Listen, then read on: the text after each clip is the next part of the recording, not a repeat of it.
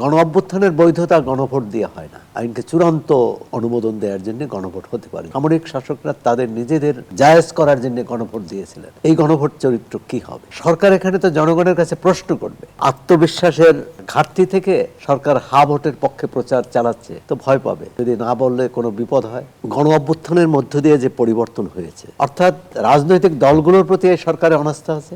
এত জীবনদানের মধ্য দিয়ে যে অভ্যুত্থান সূচিত হয়েছে, তার অনুমোদন নেওয়ার জন্য গণভোট নেওয়ার প্রয়োজন হয় না। গণভোট হতে পারত, যেটি আজিজ ভাই বলেছেন, বিএনপি শুরু থেকে বলেছিল, বাম দলগুলো বলেছিল যে জাতীয় সংসদে আইন পাশ হবে, তারপর সেই আইনকে চূড়ান্ত অনুমোদন দেওয়ার জন্য গণভোট হতে পারে, যেটি 1991 সালে হয়েছে। আর এর আগে দুটি যে গণভোট হয়েছে 77 এবং 85 সালে, সেই গণভোট ছিল সামরিক শাসকরা তাদের নিজেদের অনুমোদন নেওয়ার জন্য, কারণ তারা বন্দুকের জোরে ক্ষমতায় এসেছিলেন এবং সেটি এক ধরনের জায়েজ করার জন্য গণভোট দিয়েছিলেন। এবং সেই গণভোটের পরিণাম আমরা জানি যে গণভোটে যে 20%-এরও কম লোক উপস্থিতি ছিল, এটি দেখানো হয়েছে যথাক্রমে 88 এবং 77 হায়ের পক্ষে। এই গণভোট চরিত্র কি হবে? একটা হচ্ছে যে কারিগরি দিক, 4টি প্রশ্ন জনগণ বুঝবে কিনা, তারা কতজন, দেশের প্রায় 1/4 মানুষ তো নিরক্ষর, তারা পড়তেই জানেন না। হ্যাঁ, তারপর যে ধরে নেই যে প্রতিদ্বন্দ্বী প্রার্থীরা তাদেরকে বোঝালেন, তাদেরকে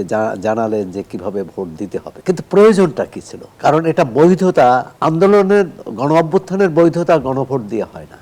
এখানে যদি গণ অভ্যুত্থান না হতো, সরকার কোনো আইন পাশ করতে যাচ্ছে, সেটার পক্ষে গণভোট, সেটার পক্ষে হা বা না। দ্বিতীয় হচ্ছে সরকারের ভূমিকা কি হবে। সরকার যখন গণভোট দিয়েছে, গণভোট হচ্ছে হাও দিতে পারেন, আপনি নাও দিতে পারেন। সরকার এখানে তো জনগণের কাছে প্রশ্ন করবে। এখন এটি কি উদ্বেগ থেকে, এটি কি আত্মবিশ্বাসের ঘাটতি থেকে সরকার হা ভোটের পক্ষে প্রচার চালাচ্ছে? কারণ জনগণের উপরে তো ছেড়ে দেওয়ার কথা। আমরা জানি যে গত 3টি নির্বাচনে আওয়ামী লীগ সরকারের আমলে অনুষ্ঠিত, জনগণকে সিদ্ধান্ত নেওয়ার সুযোগ দেওয়া হয়নি। এই সরকার তো সেরকম একটি ভোট করতে যাচ্ছে না। তারা তো অবাধ, সুষ্ঠু এবং ইতিহাসের সেরা নির্বাচন করতে যাচ্ছে। সেখানে আবার গণভোটটা কেন?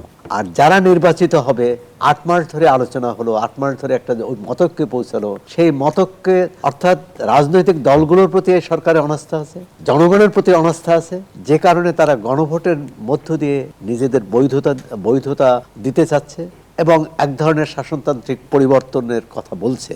এখন সরকার যখন বলছে যে গণভোটের পক্ষে, হায়ের পক্ষে ভোট দেন, তখন তো যে কোনো নাগরিক, তার যদি ইচ্ছাও থাকে যে নায়ের পক্ষে বা না বলবে, তো ভয় পাবে যদি না বললে কোনো বিপদ হয়। সরকার আগে তো জনগণকে বলে দিতে পারে না যে আপনি কে হায়ের পক্ষে, কে নায়ের পক্ষে। রাজনৈতিক দলগুলো, প্রতিযোগী রাজনৈতিক দলগুলো বলতে পারে।